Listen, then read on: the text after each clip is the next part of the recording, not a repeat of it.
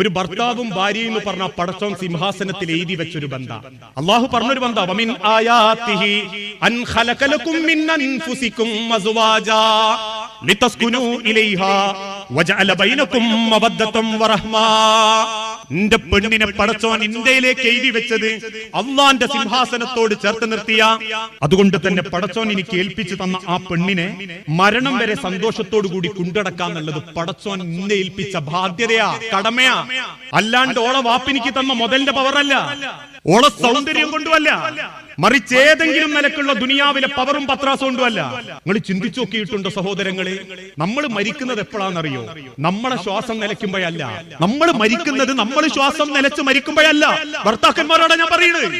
നമ്മൾ മരിക്കുന്നത് നമ്മൾ ജീവിച്ചിരിക്കാൻ നമ്മളെ പെണ്ണുങ്ങൾ മരിച്ചു പോകുമ്പോഴാണ്. നമ്മൾ ജീവിച്ചിരിക്കാൻ നമ്മളെ പെണ്ണ് നമ്മളെ കൂടല്ലാണ്ടിക്കല. ഒരു ഭർത്താവ് പറഞ്ഞൊരു വാക്കുണ്ട്, അദ്ദേഹം പറഞ്ഞൊരു അനുഭവത്തിന്റെ കഥ. അദ്ദേഹം ജീവിച്ചിരിക്കെ ഭാര്യ മരണപ്പെട്ടു.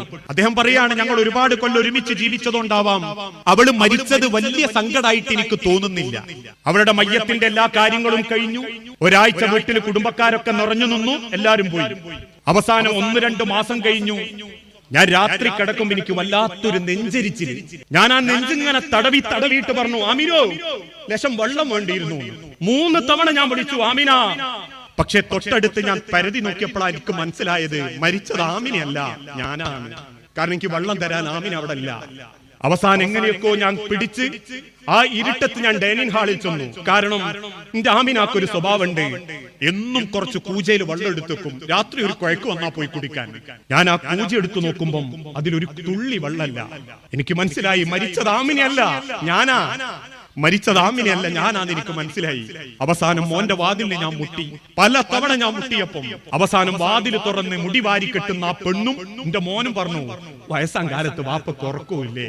തിരിച്ച് നെഞ്ചും തിരുമ്മി ബെഡിൽ വന്നിരിക്കുമ്പോ എനിക്ക് മനസ്സിലായി മരിച്ചത് ആമിനയല്ല, മരിച്ചത് ഞാനായിരുന്നു. ജീവിച്ചിരിക്കുമ്പോ ചിന്തിച്ചു നോക്കി മനുഷ്യരെ, ജീവിച്ചിരിക്കുമ്പോ നിങ്ങളൊന്ന് ചിന്തിച്ചു നോക്കൂ. നമ്മളെ പവറും പത്രാസും കൂടെ കിടക്കുന്ന പെണ്ണിന്റെ ഒരു ബല, അവള് നമ്മളെ കൂടണ്ട് എന്നുള്ളതാ. എന്ത് ബേജാറുണ്ടെങ്കിലും ആരോട് പറയാൻ പറ്റിയിട്ടില്ലെങ്കിലും ചില വാപ്പാരും ഉമ്മാനോട് പറയും, അല്ലേ ഓൻ അങ്ങനെ പറഞ്ഞാന്ന്. അമ്മ അറിയാൻ സാരല്ലേ, നമ്മൾ ഇതൊക്കെ എത്ര കണ്ടതാ. ചെറുപ്പത്തിൽ ഓൻ നിങ്ങളെ വാശി പിടിച്ചതും നിങ്ങളെ പോടാന്ന് വിളിച്ചൊക്കെ നിങ്ങൾക്ക് ഓർമ്മല്ലേ? നാ പിന്നെ നിങ്ങൾ ഉണ്ടല്ല. ആ ബലം നഷ്ടപ്പെടുന്ന ഒരു കാലം, ജീവിതത്തിന്റെ ദാമ്പത്യത്തിന്റെ മനോഹാരിത മരിക്കുന്നവരെ കൊണ്ടടക്കുന്ന അള്ളാന്റെ ഹബീബ് പറഞ്ഞു.